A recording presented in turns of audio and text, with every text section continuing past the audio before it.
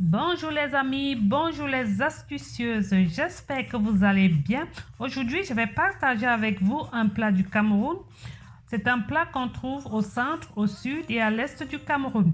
C'est un plat qu'on fait avec des feuilles de manioc. Ici en Europe, on les trouve déjà congelées. Ce sont des feuilles qui sont déjà pilées et congelées.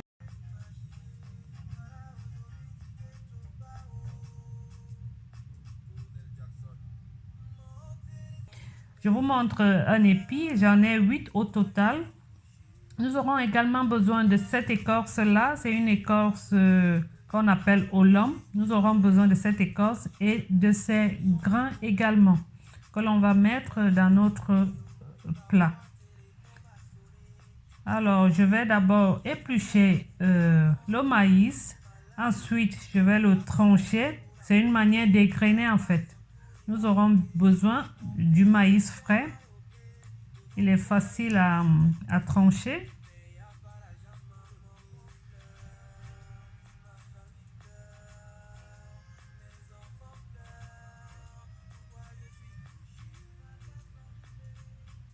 Je vais enlever une petite partie de maïs que je vais mixer légèrement. En fait, cette petite partie que je vais écraser nous permettra à un moment donné de rendre notre sanga un peu épais. Cette astuce, elle est facultative. Si vous avez vraiment assez de maïs, vous n'avez pas besoin de cette astuce-là. J'ai déjà égrené mon maïs. J'ai décongelé également les feuilles de manioc que je vais mettre dans une casserole. J'ai mis les légumes dans la casserole. Je vais ajouter de l'eau et faire bouillir nos légumes. Alors, il faut faire bouillir les légumes 10 à 15 minutes afin d'enlever l'odeur des légumes crus en fait. Les feuilles de manioc ont une certaine odeur qu'il faut d'abord se débarrasser de cette odeur-là.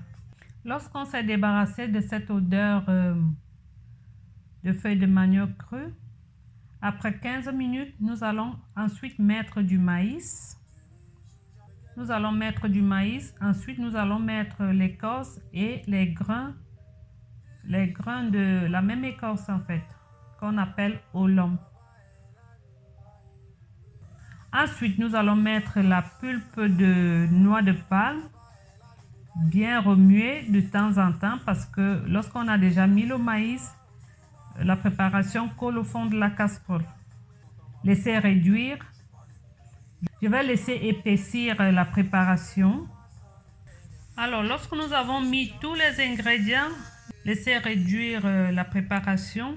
Il faut savoir que lorsque la préparation est encore chaude, elle semble être liquide, mais après refroidissement, elle s'alourdit, elle s'épaissit un peu plus. Il faut tenir compte de tout cela. Le sanga se mange avec du sucre ou nature. Si vous avez aimé la vidéo, abonnez-vous, partagez la vidéo. N'oubliez surtout pas de cliquer la cloche de notification pour ne pas rater chacune de mes vidéos. Vous pouvez également me suivre sur YouTube, sur Facebook, les idées de NC.